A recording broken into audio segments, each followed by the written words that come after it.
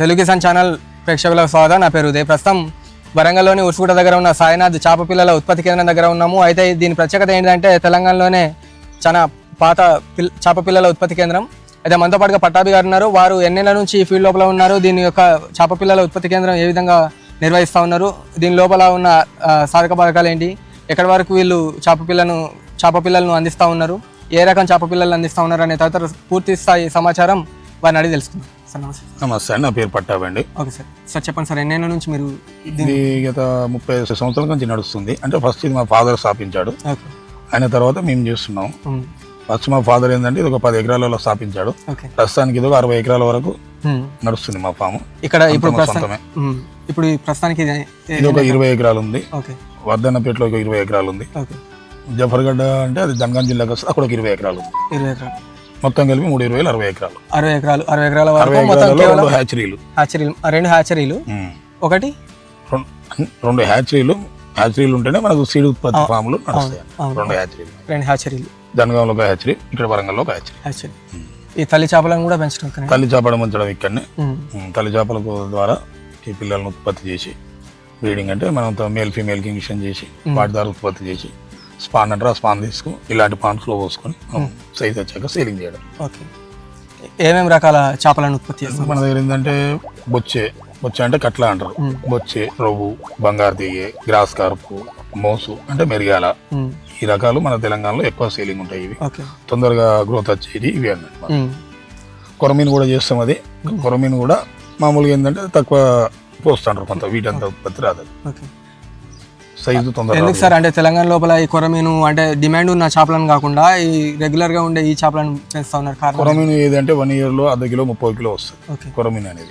అది చెరువులో క్యాచింగ్ తొందర కాదు. చెరువు వాటర్ మొత్తం తగ్గుతూనే దొరికే చేప అది. నువ్వు ఏంటంటే ఎంత చెరువు రెండు ఉన్నా కూడా ఇప్పుడు క్యాచింగ్ అయితే పట్టుకుంటారు, రైతులకు కూడా లాభం కలుగుద్ది. ఇది ఒక సంవత్సరంలో ఏంటంటే కేజీన్నర వచ్చే అవకాశం ఉంటుంది. ఈ చేప పిల్లల ఉత్పత్తి అనేది గత 35-40 సంవత్సరాల ముందు వరకు ఉన్నది. అంత ముందుకు సహజ సిద్ధంగానే ఉండేది కదా సార్. అయితే ఇప్పుడు ఎందుకని అది ఆ పద్ధతి లేదు? దానికి దీనికి ఉన్న వ్యత్యాసం ఏంటంటే సహజ సిద్ధంగా అనేది బొచ్చే, రొవ్వు అనేది వీటికి ఇంజెక్షన్ హార్మోన్స్ ద్వారానే ఇది బ్రీడ్ అవుతుంది, మామూలుగా చెరువులో కాదు. ఎందుకంటే దీనికి ఎప్పటికీ వాటర్ ఫ్లోటింగ్ ఉండాలి 24 hours. 24 hours వాటర్ ఫ్లోటింగ్ అంటే ఇప్పుడు మన చెరువులలో అంత లేదు, 24 hours ఉండదు. కాబట్టి మాకు హ్యాచరీ అనేది ఉంటుంది, అలా వాటర్ 24 hours ఉంటుంది. వీటికి ఇంజెక్షన్ చేస్తాం, హార్మోన్స్ ఇంజెక్షన్ చేస్తాం, దానివల్ల బ్రీడ్ అవుతుంది. ఇవి బొచ్చే, రవ్వు ఏంటంటే సహజసిద్ధంగా కావు చెరువులలో. ఇప్పుడున్న ప్రస్తుత ఈ చెరువుల వాతావరణ పరిస్థితుల దృష్ట్యా ఇప్పుడు బ్రీడింగ్కి అంటే పిల్లలను ఉత్పత్తి చేయడం సాధ్యం కాదు కాబట్టి ఇప్పుడు హ్యాచరీలలో పెంచి రైతులు కొనుక్కొని వెళ్ళిపోతారు. దీని ద్వారా నా గ్రోత్ అంటే ఏ సైజ్ నుంచి ఏ సైజ్ వరకు మీరు అమ్ముతారు సార్ చేప పిల్లలు? మేము 35 to 40 mm అంటే అంగుళంన్నర నుంచి 2 అంగుళాలు, 3 అంగుళాలు, 4 అంగుళాలు ఈ సైజులలో అమ్మగలుగుతాం. Okay sir. ఒక గుడ్డు తీసిన కాడ నుంచి మొదలు పిల్ల మీరు అమ్మే ఈ సైజుకు ఇప్పుడు మీరు చెప్పిన ఈ సైజులోకి రావడానికి ఎంత సమయం పట్టింది సార్? 35 to 40 mm అంగుళంన్నర అంటే మాకు 30-35 రోజులు కావాలి. 2 అంగుళాలు అంటే 40 రోజులు కావాలి. 3 అంగుళాలు అంటే దానికి ఒక 2 months టైం కావాలి. అట్లా సైజుని బట్టి రేట్ ఉంటుంది. ఓకే. ఇప్పుడు వాటిని పిల్లలు తయారైన తర్వాత తీసుకొచ్చి మళ్ళీ ఇదే చెరువులలో వేస్తారా సార్? ఇదే చెరువులలో సైజులు స్పాన్ పోస్తాం. స్పాన్ పోసినాక ఏం చేస్తాం అంటే ఈ చెరువు ఒక ఎకరానికి ఏంటంటే 25 లక్షలు స్పాన్ వేస్తాం. 25 లక్షల స్పాన్ వేసినాక అప్పుడు ఒక 30 రోజులలో ఏంటంటే అది అంగుళంన్నర 35 to 40 mm వస్తుంది 30 రోజులలో. దాన్ని అప్పుడు కొంత సైజు టైట్ అయిపోతుంది కాబట్టి తీసి పక్క పండుగ మార్చుకుంటాం. ఆ తర్వాత మళ్ళీ మనకు గ్రోత్ పెరిగే అవకాశం ఉంటుంది, సగం షిఫ్ట్ చేస్తే. అట్లా వాటికి తిరిగేందుకు ఎక్కువ స్థలం ఉంటే అట్లా మనకు ఏ సైజు కావాలన్నా ఆ సైజు అవైలబుల్ గా 2 అంగుళాలు, 3 అంగుళాలు, 4 అంగుళాల వరకు చేయొచ్చు.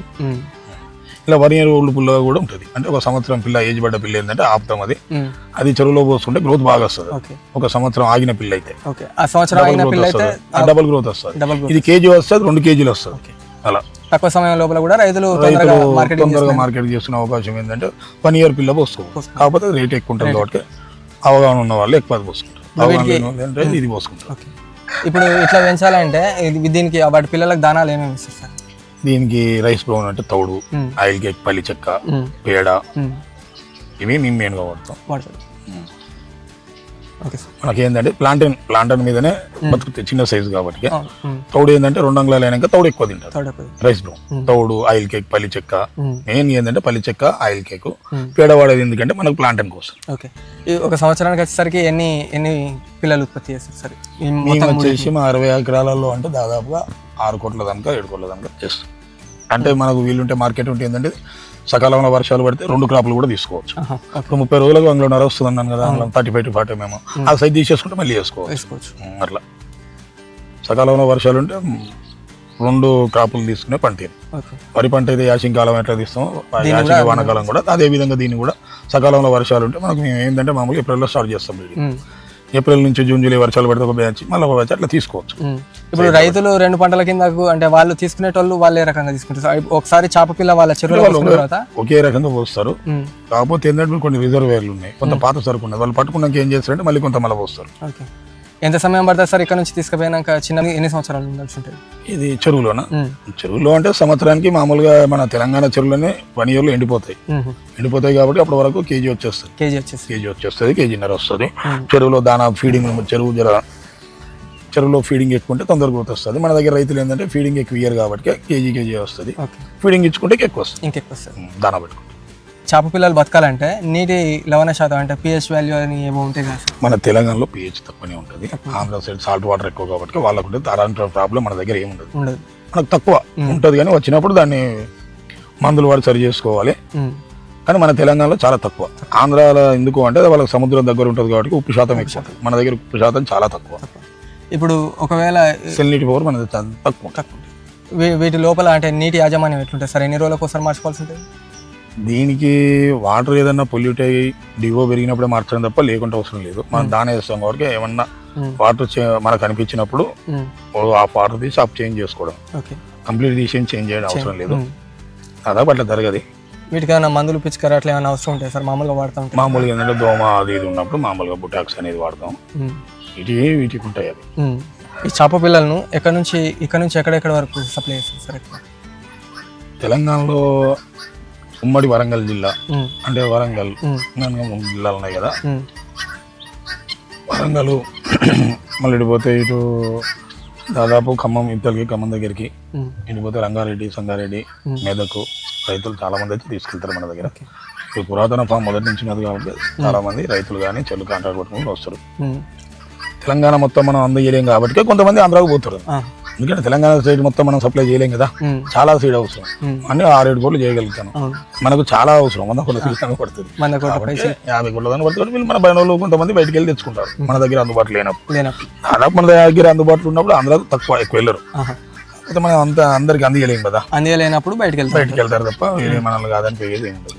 ఇప్పుడు ఒక 1000 పిల్ల తీసుకుంటే సార్ మీకు గుడ్డు దశ నుంచి మొదలు అంటే తల్లి దశ నుంచి గుడ్డు దశ నుంచి పిల్ల అమ్మేంత వరకు మీకు ఒక 1000 పిల్లకి వచ్చేసరికి ఎంతవరకు వచ్చే అవకాశం?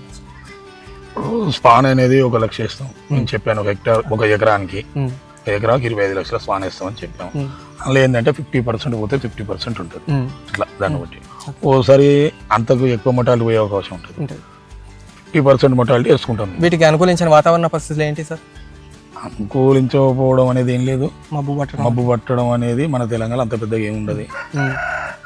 సమ్మర్లో ఎట్లాగో చేప పిల్లలు ఏమి ఉండదు. అప్పుడు ఏమన్నా 1 year old ఆపుకున్నాడు వాటర్ పెంచుతూనే ఉంటాం, అది ఇబ్బంది ఏం లేదు. అనుకున్న తర్వాత మన తెలంగాణలో చేపలకైతే ఎలాంటి ఇబ్బంది ఏమి ఉండదు, అంత అనుకూలత అది. సరే, అయితే మీరు ఈ చేప పిల్లల ఉత్పత్తి మాత్రమే కాకుండా డైరీ ఫామ్, అదేవిధంగా ఈ మేకలు, కోళ్ళను కూడా వేస్తా ఉన్నారు. కోళ్ళ ఫామ్ కూడా ఉన్నది. ఎంత డైరీ అనేది ఏంటంటే మేము ఒక 40 గేదెలు ఉన్నాయి. వాటి పేరు ఏంటంటే మాకు చేప పిల్లలకు అవసరం కాబట్టి, చేపలకు అవసరం కాబట్టి 40 గేదెలు. పౌల్ట్రీ ఉంది, ఒక 10,000 పౌల్ట్రీ ఫామ్ ఉంది. ఇంకా అనుబంధంగా కోడేరు కూడా వీటికి అవసరం పడుతుంది. కోడేరు కొంత ఫీడ్ బయట నుంచి కొనకుండా సహజసిద్ధంగా మా దగ్గర తయారు చేసుకొని డైరీ వాళ్ళకు కొంతమంది వర్కర్లు వాళ్ళకు జీవనోపాధి కల్పించినట్టు అవుతుందని. ఇంత పెద్ద వ్యవస్థ నడుపుతున్నారు కదా సార్, మొత్తం మీద మీ దగ్గర ఎంతమంది పనిచేస్తారు? మా దగ్గర 30 మంది వర్కర్లు, 30 మందికి జీవనోపాధి కల్పించినారు. 3 ఫామ్ల మీద కలిపి ఒక 30 మంది ఉంటారు. ఈ చేప పిల్లల ఉత్పత్తికి ప్రభుత్వం నుంచి మీకు కానీ లేకపోతే రైతులకు కానీ ఏమైనా సబ్సిడీలు ఉన్నాయి? సబ్సిడీలు ఇచ్చారు మాకు. హ్యాచరీ కట్టుకొని కూడా మా జనగాం ఫామ్కు గవర్నమెంట్ సబ్సిడీ సహకరించింది NDB నుండి. గవర్నమెంట్ కూడా స్కీమ్ ఉంది, వాళ్ళు కూడా చెప్తున్నారు. కానీ మన తెలంగాణలో చేపల ఫామ్ ఏంటంటే వాటర్ దీనికి చాలా కావాలి, వాటర్ ఉన్న ప్లేస్ చాలా తక్కువ ఉంది. దీనికి రాగా నెలలు కావాలి, వాటర్ ఉండాలి, అనుకూలత. ఈ రైతులకు ఏమైనా పిల్లలు కొనుగోలు చేసేటప్పుడు వాళ్ళకి ఏమైనా సబ్సిడీ ఉంటాయా సార్? రాయితీ అనేది మా దగ్గర ఉండదు. ఇప్పుడు Telangana state government subsidy 100% subsidy మీద ఇస్తుంది వీళ్ళకి సీడ్.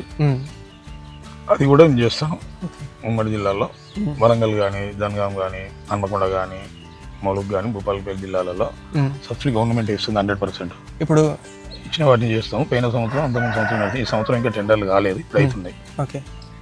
ఇప్పుడు సబ్సిడీ తీసుకోవాలంటే ఆ రైతుకు ఉండాల్సిన అర్హతలు ఏమి? సబ్సిడీ అనేది రైతుకొని సొసైటీలకి.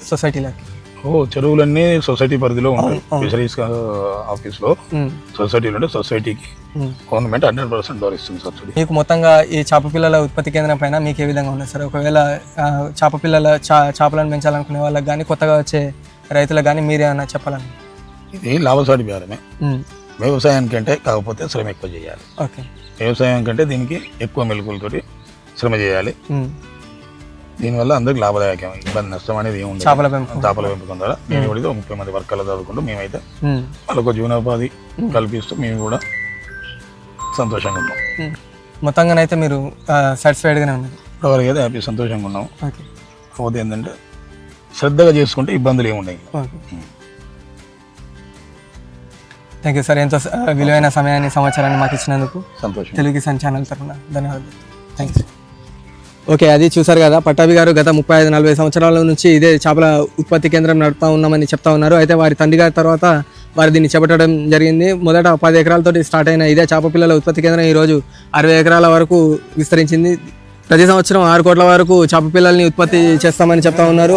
ఈ వరంగల్లోని పాత వరంగల్ చుట్టూ పరిసర ప్రాంతాల లోపల అన్ని ఈ చేప పిల్లల్ని సప్లై చేస్తున్నామని చెప్తా ఉన్నారు. అయితే వారు ఈ చేప పిల్లల ఉత్పత్తి కేంద్రం ద్వారా వారు ఉపాధి పొందడమే కాదు, వారితో పాటుగా ఇంకొక 30 మంది వరకు ఉపాధిని కల్పిస్తున్నామని, మొత్తంగానైతే వారు సంతృప్తిగా ఉన్నామని చెప్తా ఉన్నారు. అయితే ఇక్కడ గమనించదగ్గ ఇంకో విషయం ఏంటంటే, వీరు కేవలం ఒక చేప పిల్లల ఉత్పత్తి కేంద్రం మాత్రమే కాదు, బాయిలర్ ఫామ్, బాయిలర్ కోళ్ళు, అదేవిధంగా డైరీ ఫామ్, అదేవిధంగా మేకలు, కోళ్ళను కూడా పెంచుతూ ఉన్నారు, నాటుకోళ్ళను కూడా పెంచుతూ ఉన్నారు. దీనికి గల కారణం ఏంటని అడిగినప్పుడు వాళ్ళు చెప్పే సాధనం ఏంటంటే, వాళ్ళ చేప పిల్లల ఉత్పత్తి కొరకు, ఆహారం కొరకు ఈ పేడను, ఎరువులను వాడతాం కాబట్టి మాకు బయట నుంచి కొనుక్కునే పని లేకుండా మా సొంత ఎరువులను వాడుకునేందుకు అనుకూలంగా ఉంటుందని వారు వివరించడం జరిగింది. ఇలాంటి మరిన్ని వ్యవసాయం సంబంధించిన సమాచారం కొరకు తెలుగు కిసాన్ ఛానల్ని సబ్స్క్రైబ్ చేయగలరు, లైక్ చేయగలరని కోరుతా ఉన్నాను. మరొక మంచి వీడియోతో మళ్ళీ మేము ఉంటాను. అంతవరకు ధన్యవాదాలు.